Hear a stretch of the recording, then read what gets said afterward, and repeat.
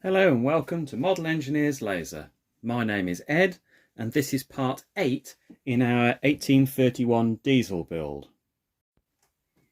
Last time we were making up the last of the components for the buffers, which was these plates which go in the back with the spring seats on, and we'd turned all the bits and they were ready for silver soldering. I've done the silver soldering now. And there's a set of 4.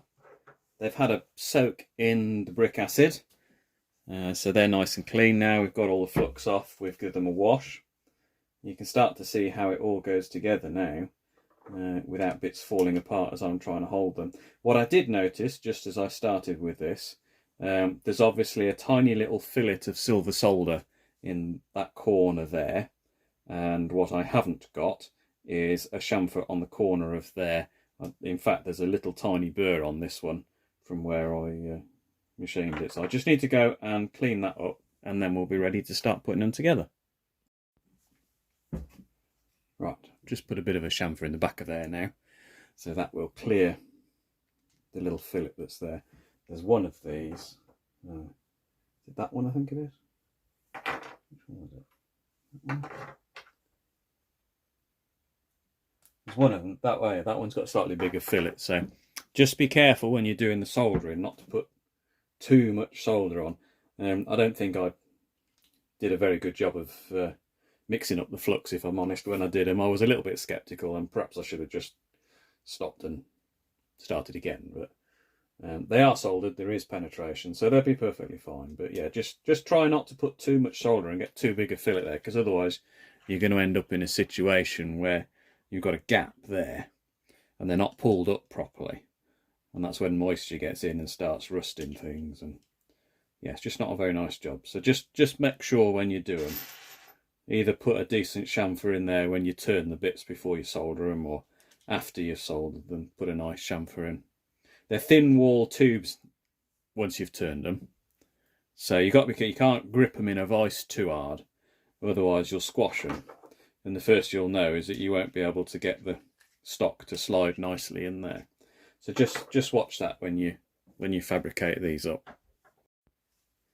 Okay, so to start putting them together then, while I was doing that chamfer, I was just in the workshop, I just got hold of the bolts. These are 8BA hexagon bolts. And they go through the 4 corner holes. These are straight off the laser cutter. I haven't put a drill through these holes. That is as they come. Now, normally, you'd bolt that through the buffer beam as well, but if I do that, it's going to be a little difficult for me to show on video what's going on. So I'm just going to bolt them together without for the minute, if I can get the nuts started. So that's that. 1, 2,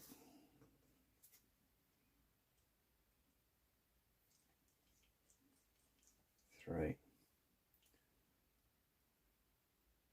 4.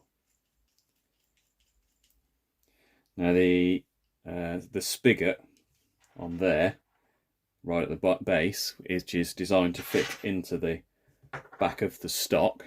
That keeps everything in line. There is a little bit of clearance in the bolt holes, but pretty much on the whole they will keep everything square, because you need to make sure that the parallel between the backing plate and the edge of the stock. Give it a little bit of a twist. Yeah, they're not too bad. So I'm just going to do these nuts up finger tight for the minute. Right, there we go. So that's how the back end goes together, obviously without the buffer beam. And you can just see in the bottom there where the spring seat is.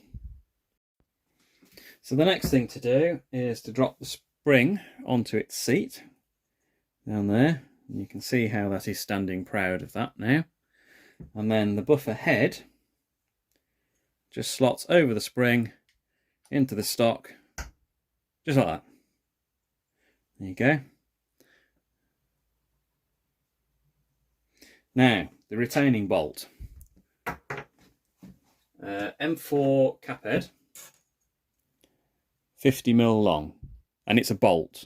There's no thread on this bit. It's not a set screw, it's not all threaded. That's got 22mm of thread on it. And it drops in the back there. With an Allen key, 3mm Allen key. It screws into the back of the head. Good and tight. Throw the key away. Now at the moment, I haven't trimmed the bolt to length. So we've got all this free play. But it does mean that you can see the head there in its little recess there. Now, that bolt pulling into that recess in the back of there is what sets how far out the buffer comes. So what we've got to do is we've got to shorten that bolt to get this distance here right. Now I did measure this earlier, and at the moment we've got about 1 inch there, and it should be ½ an inch, which is where that sits. So it's basically the spring unloaded, and if you put it's a bit difficult to get it in there now, but it is about 13mm there. So I've already measured. That's 25, so we need to take about ½ an inch off the end of this bolt. It's only in by a few threads, it's not in a massive amount. So when we do final assembly, we will put some Loctite on that. Right, I'm going to go and take ½ an inch off the end of this bolt. Here we go. You can see the difference. Now we use a bolt so that this section here, which is running through this bit, doesn't have any threads that might get caught on the side of there. So they might get pushed in, and the thread might get caught on there if it was from a set screw, and then the buffer won't come back out again.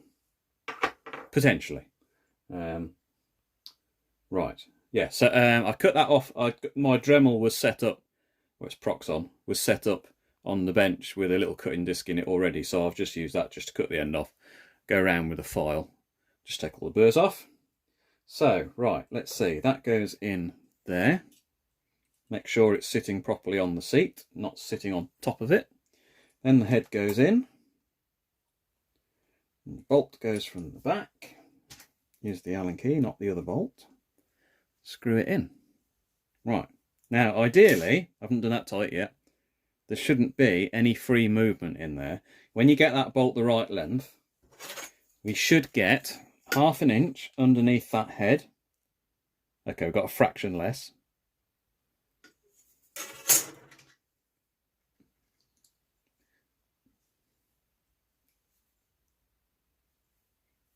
I think I may have made this screw a tiny bit too short, because it hasn't gone home. I have. Okay, I'll probably go and do another one. ½ an inch. Yes, that screw's not bottomed out. So, okay, I've actually cut this one a fraction too short. So I'll replace that at some point, but it will do for the demonstration anyway. Yeah, so that goes in there. When we come to do the final assembly, after everything's painted, it's a good idea to put that in with a dab of probably stud lock rather than high strength, just in case you do ever need to get it out again. And that will just stop it unscrewing. And there you go. That is one buffer unit complete. Before the next time, I will actually get this bolted onto the frames, but I'm not going to bother today. It is literally, the only difference is literally a piece of plate which sits across those. The bolts will be the right length then. That fits in the socket that's in the buffer beam, the outer buffer beam. And yeah, there you go, they can go on. Today, however, I'm going to start having a look at something else which needs bolting onto the frames, which I had completely forgotten about, which is the running board brackets. Right, so let's just clear these out of the way. And running board brackets. Okay, here they are. There are 4 of them, and they are just a little slot and tab kit in our usual style. You've got the web, and you've got the plate which bolts to the frames, and then this top plate which is what's going to actually hold the running boards. Slot and tab, same as usual. They come in a little fret like this. They can be either silver soldered together or they can be TIG welded together, which is how I'm going to do it today. The first job is to separate the parts from the fret. I've just got a pair of 160mm Nipex side cutters. These are in, is it 2mm or 1.5? 2mm steel, I think these are. Can't even remember what I made the bits from. 2mm steel, yeah. So a pair of side cutters like this will have no trouble getting through at all. There we go, we'll clean these up properly in due course. The webs have got this cutout in the corner, and that's to clear the 1/2 inch angle, the strengthening angle that runs the full length of the top of the frames. And they should just, he says, famous last words, needs a little bit of a tickle with a file, which I haven't done yet. That's still in the workshop. That one goes in there. That one goes on the top. Just needs a little tickle on the corners. But that is how they will go together. It's very important when we do put them together to make sure that we get that 90 degrees to the web. The web is cut at 90 degrees, so we need to make sure that the mounting plates, top and side, are fully home, so that we got 90 degrees there and there. Otherwise, the floor is going to sit on an angle. Yeah, and we need to make sure that that one is also sitting at 90 degrees. So I'm just going to go grab a little file and tickle that up. Okay, here we go. So a little bit of a tickle with the file, just took a few seconds. And I took the little nibs off the side of this as well. Make sure there aren't any burrs on these corners here. Occasionally throws one up as the laser cutter comes round the corner, or if we start on a corner, there's sometimes a little burr there. But if there is, that will stop that going down properly. If I can get that to, where are we there? You might end up with a situation where you've got that sitting on a burr on that corner. That's exaggerated, but you might see yourself sitting like that and then it won't come up square. So you've got to make sure that there's no little burrs just on there. That one slots on there. That one slots on there. Just like that. And that's what it's going to look like.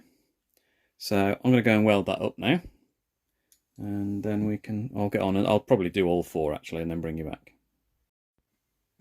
Right, I've got those welded up now. Just quickly, while they were cooling off, I've made a new slightly longer bolt. We now have actually just over 1/2 inch. 1/2 inch is what we're looking for. There's a little bit of dead section there. The spring just rattles a little bit. So I can take a 1/16 of an inch off there. Don't know if you can hear that rattling. Since obviously the spring's still a little bit loose. But push that in at 1/2 inch. And that's my watch rattling. So yeah, just a little bit off there now. I did take too much off the original bolt, but I've done that now. So there we go. Right, yeah, here are the brackets. I've welded them up now. And they've cooled off. All I've done is just, the tabs are a little bit longer, so I've just fused them where they come through. That's all I've done. I've then touched it with the angle grinder just to get it flat. And that's it. They are now ready for fitting. You could also silver solder those. I can't remember if I said earlier. And it would do the same job. That's perfectly fine. The only thing with silver soldering, it's a little bit harder. If things move while they're hot, you can't easily put them back. With the TIG welding, what I could do, put it in the vise, tack one end, just eyeball it and go yeah, that's right, that's straight. No, it's not, it needs a tweak. And then finish weld it. But you could silver solder them as well. You'd obviously have to chuck them in the acid bath and get all the flux off them and whatnot, which you don't have to do with the TIG welding. But yeah, there we go. Right, while I was in the workshop, I also fetched the frames. Let me just get those and open out the shot, and I will show you where they all go. Starting to get big now. I've had to bring the focus right out. So this is where we are. The frames are obviously underneath. This is the bed plate, or the running boards, which was missing from the original files. So I have done the drawing for that now, and that's what you get. There's a load of holes in it. There's a row of holes here, which eventually are going to get used to bolt the running boards to those 1/2-inch longitudinal angles that we fitted, the 13mm steel angles, which give the frames their strength along the top and stop them doing that. And then we've got these slots are where the valensers all fit in. They'll poke through, and then we'll weld those again. There's a group of holes on each corner. That's where the cab steps will bolt. And then there's these little holes here, which are where the body strengthening angles are going to fit. I say angles, they're more like T-sections actually. That's one of the kits. Their L section, that obviously goes in the middle of there, slot and tab. That's the foot for it, and they will bolt on onto those. Okay, I forgot to check that. I need to tweak that quickly. They don't fit that. I'll put that right, and then they will fit. All the holes that are up here, they will go to the body sides. Now, I'm not proposing to actually rivet them to the body sides, because I think you may go mad by the time you've done that. There's close to 1,000 rivets in it. I think what I will probably do is just bolt them in with some round head slotless bolts, which EKP do. I need to put an order in for those. I haven't done it yet. I'm annoyed about that. I thought I checked that. Right, okay, we need to change the foot. I'll do that. Anyway, we're not looking at that today. We are looking at the running board and the support brackets. So, if I turn this over... Oh, wait a minute. Half a minute. No, they ain't the holes for that. I'm losing the plot, I'm telling you. Okay, I do know what I'm doing, honest. Those are the holes for those. Numpty. I do know what I'm doing. Okay, I've lost my train of thought now. No pun intended. Right, let's get that straight again. There we go. Oh, I remember now, yeah, because I didn't have time to overlay the body shell drawing on that. Yeah, no, forget that bit. They're not those. I do know what I'm doing, honest. Right, so when we get that lined up the right way, that way, they will go onto there. That goes there. And that one goes there. And that's where they sit. And then the same again on the other side with the other ones. So what we're going to have to do is get them the right way around. There we go. They go on there. I'm going to have to drill my frames here because those bolt holes are obviously not in it. I will be changing the laser cutting file for this, for the main frame plates.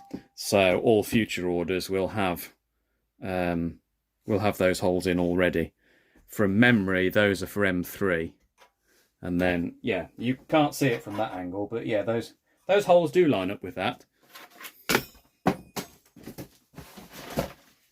They are not for that bit at all. Forget what I said. Right, so yeah, that's going to be one of the next things that I do. I don't really think you want to watch me drilling holes in those again, so what I will do, we've got a decent length of video there now, So what I will do is I will get these drilled up ready for next time. I'll probably also go ahead and get the buffers fitted, and I can show you that next time. And I can probably drop the couplings in as well, actually. Start bringing it all together then.